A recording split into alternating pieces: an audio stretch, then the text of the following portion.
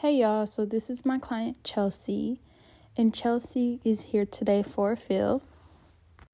It has been 2 weeks since her last application. She gets a light volume set with the Wispy style.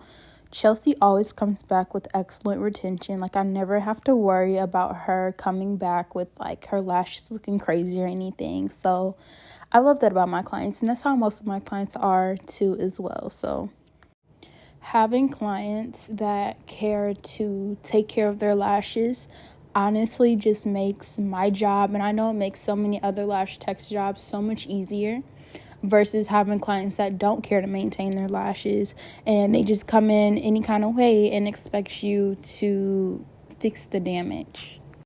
So I just taped down her bottom lashes, and I was struggling for a good second just because her bottom lashes are so long. So it kind of takes me a few times just to get it right.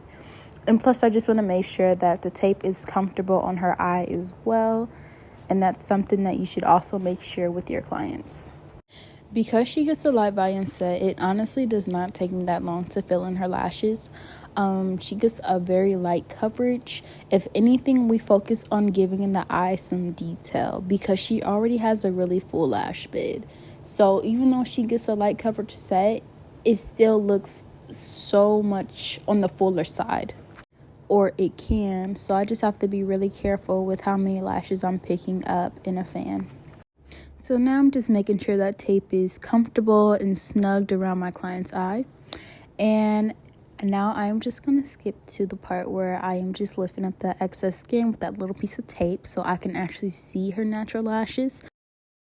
And do not be talking about my lash plate. It looks like that because I have tape on the back of it so it doesn't fall off the lash bed.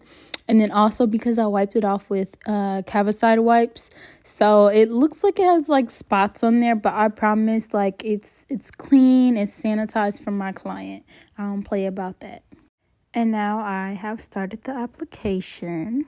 So now I'm just going to go through and remove those lashes that are outgrown and fill them in with fresh lash extensions. I really just remove the lashes that are the most obvious. So if it's super outgrown, I'm just going to remove it right then and there. But for the most part, I just remove it as I go. I just start filling in the lashes. And as you can see, I cut the strips into sections. I do this for a few different reasons. One, because I don't like to waste lashes. And two, because I don't like to use the same lashes on one client on another client. That actually is cross-contamination. And I know some people do it. They just spray the lashes with alcohol. But that's honestly just not something that I do. Once I use a lash strip on a client, that's theirs. And how I do that is each client has their own lash case, and I just put their name on the case, and I just put the lash strips in that case, and whenever they come in for a fill, I just use those same lashes from their previous application. Let me know if you guys do this or not. As you guys could see, I was just dabbing my client's eye. Because her eye was watering a bit, I used a napkin, but I was not using the paper towel on the lashes, just near the lashes, because as you guys all know, you're not supposed to use cotton near the lash adhesive because it can cause an exothermic reaction. And if you are not sure of what that term means, please look it up so this can be avoided. I was not too worried about that just because I wasn't in that area of lashing anyway, so honestly, it's fine. So as you can see, I'm just dipping the lash in my adhesive, and for some reason that shot was kind of blurry, so I apologize for that. But hopefully you guys can actually see me apply the lash extension onto the natural lash, which I feel like it's a pretty clear view.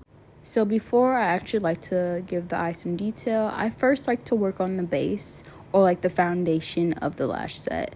So I like to focus on the coverage first, and then I like to focus on giving the eye some detail. And you're probably wondering what do you mean by giving the eye some detail? So throughout her lash set, I sporadically like to add spikes to give off a wispy effect. And to do this, I go really short with her base, but I go longer with her spikes.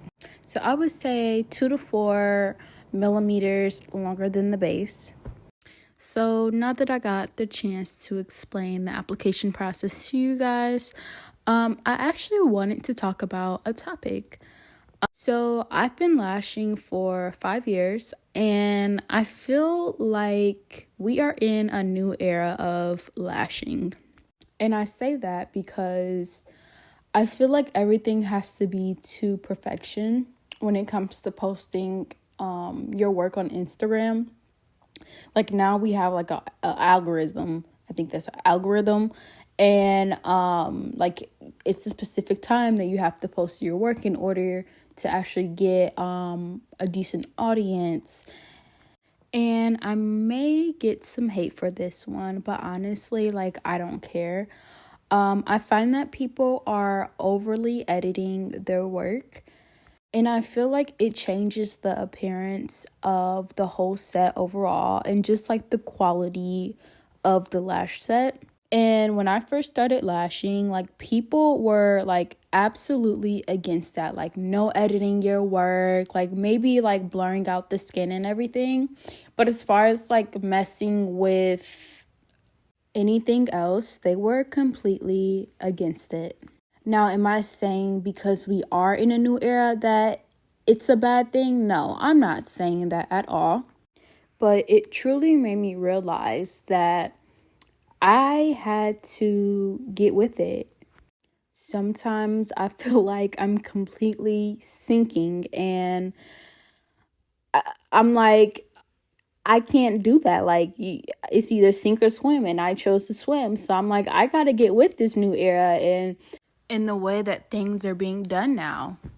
And then also just seeing all these different people doing lash classes, and they're charging little to nothing. It really just degrades the value of the lash industry. Don't get me wrong, I understand we do this stuff. We do lashes because we have a passion for lashes, but it's not just because we have a passion for lashes. If we're being real, I feel like when people talk about money, it can make people uncomfortable.